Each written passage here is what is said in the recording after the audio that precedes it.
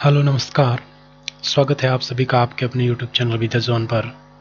और आज फिर से अपन बात करने वाले हैं चौहान राजवंश की। और आज अपन बात करेंगे रणथंभौर के चौहान राजवंश की। कुछ बातें मैंने आपको बताई थी पिछली क्लास में, आज उससे आगे बात करने वाले हैं रणथंभौर के चौहानों की।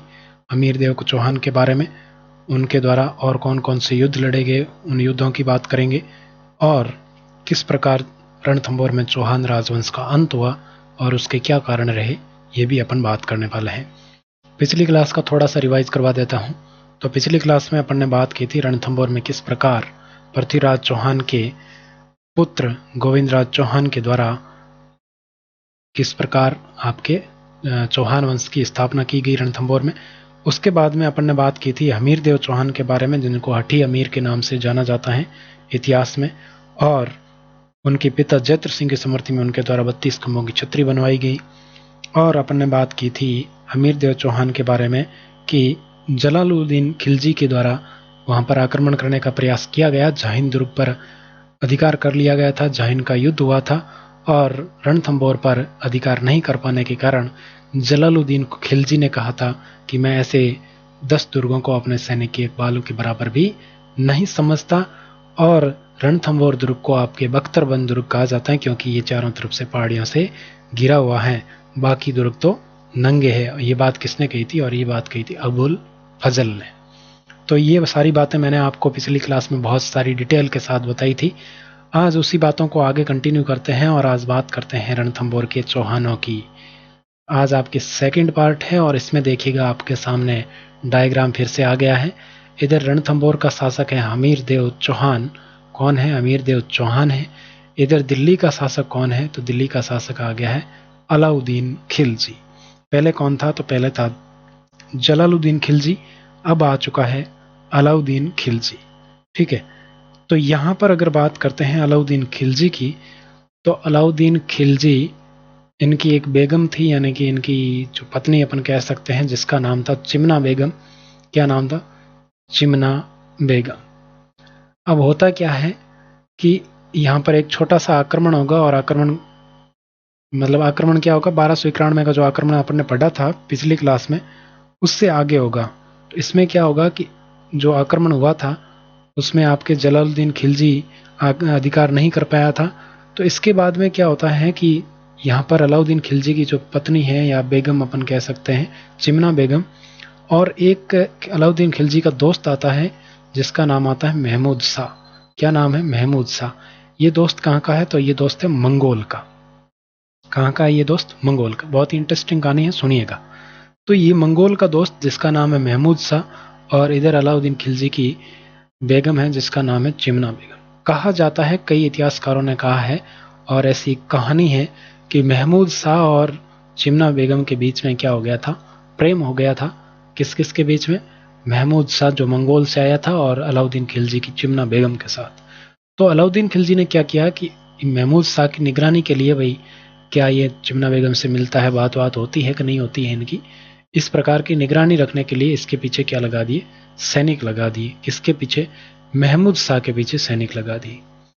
अब तो महमूद शाह के पीछे सैनिक लगा दे, तो महमूद शाह ने सोचा कि अब तो मारे जाएंगे, यहाँ पर रहे तो अपनी तो पोल खुल जाएगी और अपन मारे जाएंगे बिना मतलब ही।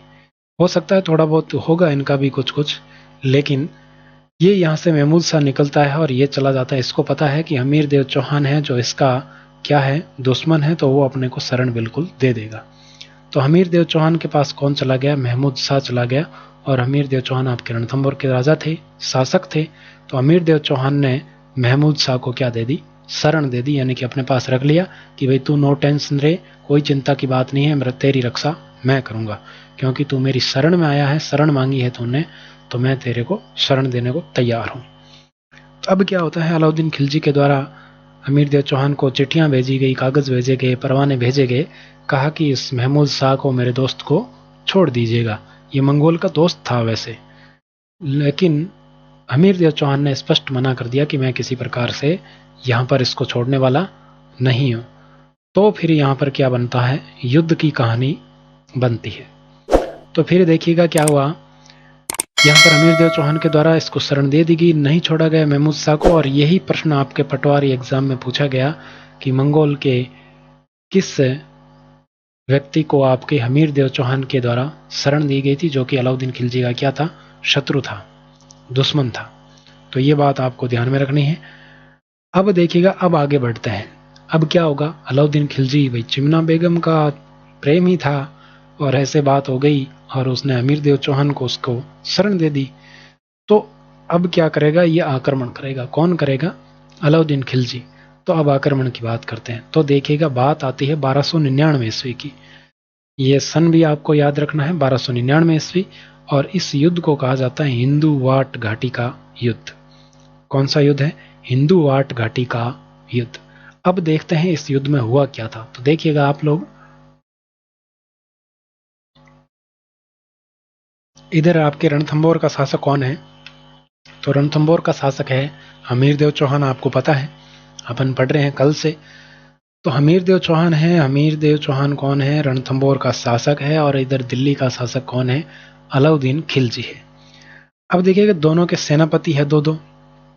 इधर आपके हमीर देव चौहान की अगर पहले बात करें तो हमीर देव चौहान का एक सेनापति है धर्म सिंह और एक सेनापति है भीम सिंह। ठीक। इधर अलाउद्दीन खिलजी की अगर बात करें, इसके भी दो सेनापति हैं। देखिएगा, सेना का भाई लीडर करने के, यानी कि सेना को लीड करने के लिए लीडर तो होता ही है, या अपन कह सकते हैं नेतृत्व तो करने वाला तो होता ही होता है, कोई तो नेता होता ही संगठन में। तो यहाँ पर तो सेना की बात है, तो सेनापति तो होगा। तो अलाउद्दीन खिलजी के भी दो सेनापति थे, एक का नाम उलुग खां और एक का नाम नुसरत खां। पहले भी अपन इनकी चर्चा कर चुके हैं, जालोर के चौहान राजवंश की बात की थी तब, तो वहां पर भी आप देखिएगा जरूर। तो अब देखो, अलाउद्दीन खिलजी ने, राजा शासक खुद कभी आक्रमण करने जाता है क्या, बहुत ही कम चांस होते हैं कि राजा खुद जाए। तो यहाँ पर अलाउद्दीन खिलजी ने भी दोनों सेनापतियों के साथ सेना भेज दी, उलुग खां और नुसरत खां के साथ। उलुग खां और नुसरत खां क्या करते हैं, आक्रमण करने जाते हैं। तो यहाँ पर आक्रमण करने के दौरान ये जो धर्म सिंह है और ये भीम सिंह, ये सेनापति किसके हैं, हमीर देव चौहान के। तो जब तक आक्रमण स्टार्ट ही नहीं हुआ था, उससे पहले ही धर्म सिंह और भीम सिंह ने मिलकर आपके, ये क्या नाम है इसका, नुसरत का है ना, इसकी क्या कर दी, हत्या कर दी। किसने, धर्म सिंह और भीम सिंह, जो कि अमीर देव चौहान के सेनापति है। इन दोनों ने मिलकर नुसरत खां की हत्या कर दी। अब ये अगर हत्या कर दी तो यहां पर क्या हुआ, नुसरत खां एक तो मारा गया, अब बचा कौन है, एक ही बचा है। तो एक बचा है, तो यहां पर क्या होता है, ये आपके वापस चला जाता है और इसकी क्या हो जाती है, अलाउद्दीन खिलजी की यहां पर हार हो जाती है। तो यहां पर हार हो गई, उलुग खां तो चला गया सेना को वापस लेकर। इस युद्ध में क्या हो गई, हार हो गई भाई। हमीर देव चौहान की तो जीत हो गई और अलाउद्दीन खिलजी की क्या हो गई, हार हो गई। आगे बात समझ में। आपको क्या ध्यान रखना है कि हमीर देव चौहान और अलाउद्दीन खिलजी के 1299 के युद्ध के दौरान अलाउद्दीन खिलजी का कौन सा सेनापति मारा गया, तो आपके मारा गया नुसरत खां। ये प्रश्न एग्जाम में आया हुआ है। उसके बाद में इस युद्ध को किस नाम से जाना जाता है, तो हिंदू वाट घाटी के नाम से जाना जाता है। फिर यहाँ पर जब धर्म सिंह की यहाँ पर क्या हो गई, मतलब हमीर देव चौहान की जीत हो गई, और जाते जाते ये क्या कर गए, भीम सिंह को ले गए साथ में। किसको ले गए, भीम सिंह को साथ में ले गए, और भीम सिंह की क्या करवा दी गई, हत्या करवा दी गई। यहां पर किसके द्वारा, अलाउद्दीन खिलजी के द्वारा। जो सेना भेजी गई थी वो सेना पकड़ के ले जाती है भीम सिंह को, और भीम सिंह की क्या कर देती है, हत्या कर देती है। अब देखिएगा बचा कौन, धर्म सिंह। तो धर्म सिंह कहां पर चला जाता है, धर्म सिंह वापिस चला जाता है हमीर देव चौहान के पास। अब देखिएगा, ये हमीर देव चौहान, जो ये धर्म सिंह है, ये भतीजा था भोज का। किसका, भोज का भतीजा था। ये आपको ध्यान रख सकते हैं, वैसे कोई जरूरी बात नहीं है। तो 1299 का युद्ध आपको बिल्कुल समझ में आ गया होगा, कोई दिक्कत यहाँ पर नहीं है। क्यों हुआ, तो उसका कारण था महमूद शाह, जिसको अमीर देव चौहान के द्वारा शरण दी गई। इसी कारण से ये युद्ध हुआ, और इस युद्ध में अमीर देव चौहान की जीत हो गई और अलाउद्दीन खिलजी की हार हो गई। इतनी बात आपको ध्यान में रखनी है। अब देखिएगा, दूसरी बात आपको ये ध्यान में रखनी है कि सिंपल सी बात है, अलाउद्दीन खिलजी हार हो गई और नुसरत खां की हत्या कर दी गई, यानी कि मार दिया गया। तो कारण बन गया फिर से युद्ध करने का। अलाउद्दीन खिलजी ऐसे हार मानने वाला वो भी नहीं था। तो अलाउद्दीन खिलजी ने कहा कि अब की बार तो मैं खुद जाऊंगा युद्ध करने, क्योंकि सेनापतियों से तो पार पड़ी नहीं। तो अलाउद्दीन खिलजी दोबारा आता है 1301 ईस्वी में। तो देखिएगा, सबसे पहले 1301 की युद्ध की बात करने से पहले इस युद्ध की बात कर लेते हैं कि इस युद्ध में धर्म सिंह और भीम सिंह के द्वारा अलाउद्दीन खिलजी के सेनापति नुसरत खां की क्या कर दी गई, हत्या कर दी गई। अलाउद्दीन खिलजी के द्वारा भी बाद में हमीर देव के सेनापति भीम सिंह की हत्या करा दी जाती है। तो ये भी मैंने आपको बताया। हमीर देव चौहान के द्वारा धर्म सिंह के स्थान पर उसके भतीजे भोज को अपना मंत्री बनाया। यानी कि इस युद्ध के बाद अभी मैंने बताया ना भोज, तो धर्म सिंह के स्थान पर धर्म सिंह तो भीम सिंह को मरवा के आ गया, तो धर्म सिंह को हटा दिया और अपना मंत्री किसको बनाया, फिर भोज को बनाया। कि भोज कौन था, तो भोज था भतीजा किसका, धर्म सिंह का भतीजा था ये। ठीक है, और इस युद्ध में हमीर देव चौहान की जीत होती है। ठीक, ये तो आपके तथ्य हो गए इस युद्ध से संबंधित। अब 1301 के युद्ध की बात करते हैं। 1301 में वही बात है, हमीर देव चौहान रणथंभौर का शासक और इधर आपके दिल्ली का शासक अलाउद्दीन खिलजी। अब देखो, इधर अलाउद्दीन खिलजी कोई सेनापति नहीं भेजता, सेना का नेतृत्व तो खुद करता है और खुद सेना लेकर आता है कहां पर, रणथंभौर पर आक्रमण करने के लिए। इधर आपके हमीर देव चौहान के दो सेनापति हैं, पीछे कौन थे, धर्म सिंह और भीम सिंह, लेकिन इस बार आपके रत्तीपाल और एक है रणमल। एक का नाम है रत्तीपाल और एक का नाम है रणमल, ये आपको ध्यान में रखना है। तो हमीर देव चौहान के दो सेनापति हैं। बात कब की, 1301 ईस्वी की है। अब क्या करता है ये अलाउद्दीन खिलजी, यहाँ पर लगभग कहा जाता है कि 4 महीने तक यहाँ पर बैठा रहा कि कब मौका मिले और कब आक्रमण करूं। 4 महीने तक बैठे रहने के बाद इसने एक योजना बनाई और उस योजना में क्या किया, इन दोनों को रिश्वत दे दी। किस किस को, रणमल और रत्तीपाल दोनों को क्या दी, रिश्वत दी। किसने, आपके अलाउद्दीन खिलजी ने। तो इनको अगर रिश्वत दे दी तो सेनापति बिक गए, तो पीछे सेना का नेतृत्व कौन करेगा। तो इसमें क्या होता है, बहुत ही गजब तरीके से हमीर देव चौहान खुद नेतृत्व करते हैं और युद्ध में मैदान में उतरते हैं, लेकिन आपके हमीर देव चौहान की यहाँ पर वीर गति को प्राप्त होते हैं। यानी कि इनकी युद्ध के दौरान मृत्यु हो जाती है, जिसको वीर गति कहा जाता है। और इनकी पत्नी, जिसका नाम था रंग देवी या आपको रंगा देवी भी कहीं मिल सकता है, तो रंग देवी जौहर करती है। जौहर का मतलब अपने आप को अग्नि में समर्पित कर देना। पहले से चिता जला कर रखी जाती है और उस चिता में कूद जाती है अगर महिला, तो उसको कहते हैं जौहर। तो रंग देवी के द्वारा यहाँ पर जौहर किया गया और हमीर देव चौहान के द्वारा यहाँ पर केसरिया किया गया। केसरिया करने का मतलब है कि केसरिया साफा पहना जाता था पहले, जो युद्ध लड़ने जाते थे, तो केसरिया साफा पहनकर जब युद्ध लड़ने गए, लेकिन वो क्या हो गए, वीर गति को प्राप्त हो गए, तो उसको कहा जाता है केसरिया करना। यहाँ पर हमीर देव चौहान के द्वारा केसरिया किया गया, रंग देवी के द्वारा जौहर किया गया। और रंग देवी यानी कि जौहर और केसरिया दोनों जब हो जाता है तो उसको कहा जाता है साका। क्या कहा जाता है, साका उसको कहा जाता है, जो कि यहाँ पर आपके सामने लिखा हुआ है। और ये राजस्थान के इतिहास का पहला साका था। राजस्थान के इतिहास का पहला साका था ये। कौन सा, रणथंभौर का साका। ठीक है, याद रखना, एग्जाम में पूछा जाता है। ठीक, ये बात आई समझ में। तो 1301 ईस्वी में रणथंभौर पर किसका अधिकार हो गया, अलाउद्दीन खिलजी का अधिकार हो गया था।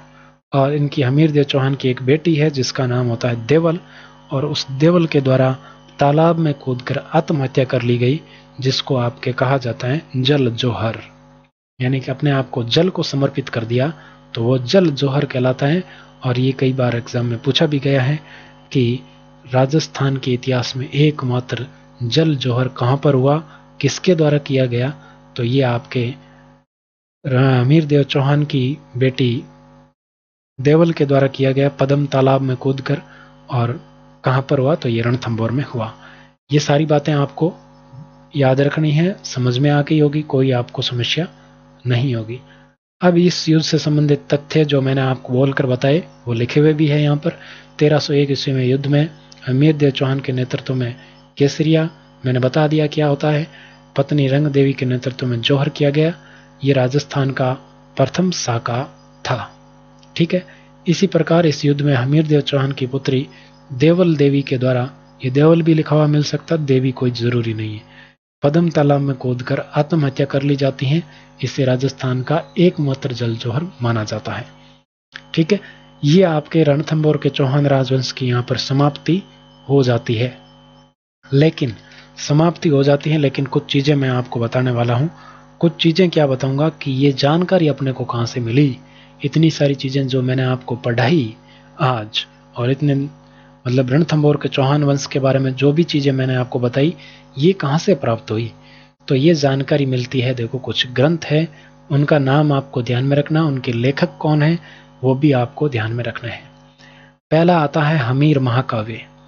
हमीर महाकाव्य हमीर देव के चौहान के नाम से याद रह जाएगा, और हमीर महाकाव्य लिखा गया नयन चंद्र सूरी के द्वारा।